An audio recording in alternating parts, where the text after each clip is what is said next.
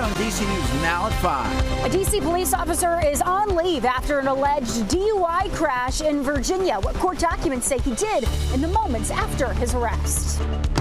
The coastal low nearby will continue to throw showers our way into the day on Wednesday. We'll let you know who's most likely to see more of this soggy weather tomorrow. Hollywood is mourning the loss of a legend. Actor Robert Redford has died. As an artist, I just can't think of a better life than the one that I've been blessed with. It's just a great ride. And tonight, we look back at the life and legacy he leaves behind. Demolition continues here in Southeast D.C., making way for a new Commanders Stadium. The final vote to secure the deal and bring the team back home less than 24 hours away. And the first girls high school flag football season just kicked off. 4 teams playing their opening games inside the Commanders practice bubble. We'll bring you inside as history is unfolding. You're watching the station covering all of the DMV. This is DC News Now. Thank you for joining us for DC News Now at 5. I'm Mark Hall. And good evening. I'm Elisa Gale. Well, DC police say officers shot and killed a man armed with 2 knives in the Palisades neighborhood in Northwest Washington. Yeah, they say it all happened after police officers responded to a call for a domestic disturbance. It happened just off of MacArthur Boulevard on Sherrier Place, just a couple of blocks away from the Palisades Recreation Center. And our Ben Dennis joins us live from the scene. Yeah, and Ben, you had a chance to speak with an eyewitness. What did she tell you? Well, several homeowners I spoke with were shocked. One of them told me in quite detailed terms she was at home working at the time, heard shouting, came out her front door, saw 2 DC officers with their guns drawn, pointed toward a man. They said 4 times, drop the knives, right here near the Palisades Rec Center. That's when those shots rang out. Right before 11 o'clock, police say they got a call for a domestic disturbance here on Sherrier Place, 1 block south of the very busy MacArthur Boulevard. MPD says people who they described as victims said 31-year-old Jonathan Borich of North Bethesda was headed to their home and threatened to damage vehicles. Police say he did show up, but left by the time officers arrived just after noon. MPD says officers were talking with the victims, completing a police report. That's when Borich apparently returned and charged at the officers with 2 knives. The added officers told the man to drop the weapons. One fired a taser twice. And when the man got closer to them, he ignored more orders to drop the knives. That's when both officers fired 1 shot. In addition to the eyewitness to the shooting, another neighbor described the aftermath. They had already set up the tape. It looked like the suspect was in the street and deceased. They had looked like they had made efforts to revive him. He had a tube in his throat. Most of us see that sort of thing on TV dramas and not in our neighborhood. So it's awful. The eyewitness I spoke with off camera said that officers immediately tried to save the man's life. She also said 2 people who she believes to be the parents of the man who was shot came outside of their home. The mother was crying on the curb. The father apparently tried to jump in with those officers to try and save Borich's life, but police said, we're doing all we can. Both officers are on administrative leave right now. That's typical in these types of officer-involved investigations. In the Palisades neighborhood, Ben Dennis, back to you. All right, Ben, thank you. Let's talk weather now. Let's head over to meteorologist Damon Madsen with a first look at our forecast. Yeah, Damon, still raining out there because Ben had that umbrella up. Yeah, raining immediately in the district and surrounding neighborhoods. But if you talked to the entire DMV, it would be a good 50-50 split. Some locations aren't even seeing a drop, though, and that's what's so interesting about today's setup. We knew this wet weather was coming, but it's clearly favoring our eastern counties and locations. Here are those showers. It took all morning and into the early afternoon before some steadier rainfall finally did roll in to parts of southern Maryland, the district, and now even parts of Fairfax, Montgomery counties a little bit farther to the north and west. And a quick zoom in shows that we do have those pockets of steadier rainfall, especially in the yellow here, drifting through Prince George's County. Another wave of steadier rain about to enter into the district. And we're seeing a little more of that activity over toward Vienna, Centerville, Manassas, and then up toward Germantown, Gaithersburg as well, getting that steadier rain up the I-270 corridor. But once you cross the county line into, say, Frederick County, County, Maryland, or you head out toward northern Loudoun County, not much rain, if any at all, is making it to the ground. So that sharp cutoff will continue. Drier west, soggier east as we continue to deal with this on and off rainfall straight through the evening time and into your Tuesday night with that pesky coastal low that's bringing this wet weather. It's going to be hanging around heading into the day on Wednesday. So does that clear divide of who is dry, who is soggy continue into the day tomorrow? And if so, how much longer should we expect to possibly deal with some of this rainfall? We'll have a full look at your forecast with those answers coming up here in just a bit.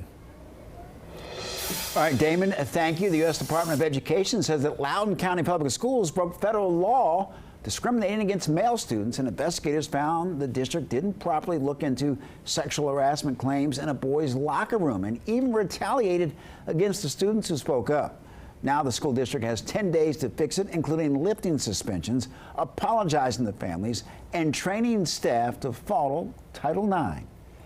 And developing now in Maryland, the Humane Society of Washington County says 7 cats were killed using blow darts. The organization says it happened in the area of Park Hall and Amos Reeder roads in Boonesboro. They're asking neighbors to check security footage. They are also offering a $2,500 reward for information leading to an arrest.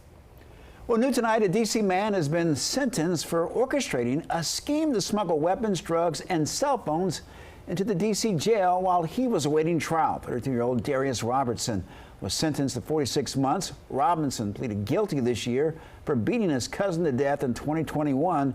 And court documents show that Robinson conspired with correctional officers and a community member who delivered contraband to the jail. And we have an update on tonight on a shooting yesterday in Fairfax County. Police say the man shot multiple times in a car has died. They say 45-year-old Ifran Saeed died in the hospital after he was found on Fantasia Drive in Herndon. Police have arrested a 25-year-old in connection to that shooting. They say the suspect rammed the victim's car multiple times before shooting him. It's unclear if the two knew each other. A Maryland family demanding justice today after she was hit and killed in Northeast D.C. over the weekend. D.C. police say they're now searching for the driver. And D.C. News Now, John Marie Sase has more. 40-year-old Angela Boston was killed while walking here along Eastern Avenue when the driver hit her and kept driving. Now, her family tells me that they didn't learn about this until days later, and now they're pleading for the person responsible to come forward. She was just a butterfly, you know, all over the place, doing all kinds of wonderful things, and I think we're all going to miss that. Renee Boston says she's struggling to process the loss of her daughter, 40-year-old Angela Boston. She loved to do all kinds of things like dancing. She liked to write poems in her journal, and, you know, whoever she came in contact, she was just a great friend. On September 6th, just before 10 p.m., Angela was walking on Eastern Avenue in Northeast when D.C. police say a black SUV with tinted windows hit her and kept going. Angela was rushed to the hospital where she died. Her mother says she didn't find out until days later. I literally felt like the wind had been knocked out of my body. I felt like I could not breathe because I could not believe that that happened. Her sisters, Catherine and Ebony, say they just want answers. She was loved, she's cared for, like you could have stopped, we would have been understanding. Accidents happen, you know what I'm saying, if you would have hit her, but you just left her there to die. I just need justice, nothing else. Renee has a message for the driver. You turn yourself in, and if you know who did it, turn them in. That's what we want. We really just want this person brought in and be held accountable for what they done to my daughter. Now, if you know any information regarding this incident, you are encouraged to contact D.C. police. For now, reporting in Northeast, I'm Yamari Sase, D.C. News Now. Yamari, thank you. Well, legendary actor and director Robert Redford has died. Redford was known for his starring roles in Butch Cassidy and The Sundance Kid and All the President's Men. He also directed award-winning films such as Ordinary People and A River Runs Through It. Redford earned many accolades, such as the Presidential Medal of Freedom in 2016 and the Kennedy Center Honors in 2005. Redford was 89 years old. We'll have more on this story coming up at 5:30 as well. Well, Montgomery County Police Department held an event this afternoon to educate drivers with autism or intellectual and developmental disabilities about what they should do if they're pulled over. or involved in an accident. Police partnered with the Pathfinders for Autism organization today, and drivers were taken through a short driving course before being pulled over for a mock traffic stop. Police officers then talked about general driving safety tips about speeding, knowing the rules of the road, and how to safely interact with a police officer when you're pulled over. Today, we wanted to provide those that are driving with the tools to know what to do in a traffic stop. We're really trying to emphasize safety, mutual respect, and again, just the basic, behavior that we want to see from them and what they should expect to see from us in these traffic stops. And Montgomery County Police have been doing events like this for over 15 years.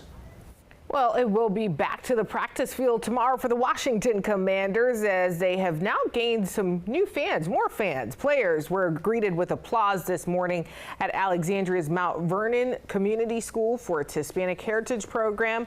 The school is the only full dual language campus in the Alexandria City Public School District. The Commanders did not come empty-handed, though, as they met their young fans there. They handed out free footballs and signed autographs for students following that program. It's important just to be active in your community and just help out as much as you can. I feel like when you're blessed with the opportunity and the position we have, that you just want to help out to the community as much as you can. The Commanders also packed meals for the Blessings in a Backpack program. That national nonprofit organization provides food to families in need with an emphasis on making sure children don't go hungry over the weekend. That program feeds 120 children at the school and more than 1,300 a week all across the DMV. And don't forget, you can join us this weekend as we explore the vibrant and essential roles these communities play in shaping the DMV. You can watch our Hispanic Heritage Month special this Saturday on WDCW at 3:30 p.m. and Sunday on WDVM at 10:30 p.m.